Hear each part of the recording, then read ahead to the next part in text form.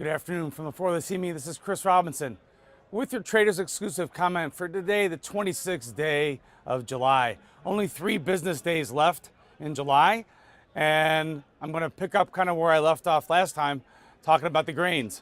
I want you to focus in on one contract in particular, Minneapolis wheat.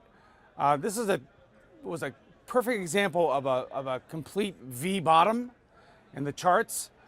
10 days ago, we were 88 cents lower. And I said, what happened there? Well, we came into the first week of July, the managed money was short. And one thing I really recommend is looking at the commitment to traders report. You can see the way the large funds are bet.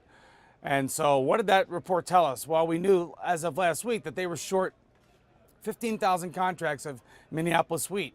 Minneapolis wheat is, out of all 3 wheats, you've got Chicago, Kansas City, Minneapolis. Minneapolis is the most thinly traded, has the lightest volume, the least amount of players involved. So you can run into liquidity issues there if you need to move something.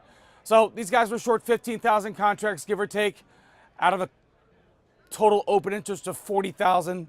Roughly just call that 25% of the open interest these guys had. And as soon as the markets turned, these guys were in trouble.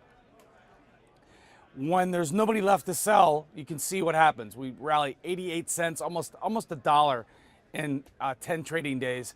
And that what precipitated that was lower yields coming across from the crop tour here in the U.S., number one. Number two, you've got dryness in France, dryness in Australia.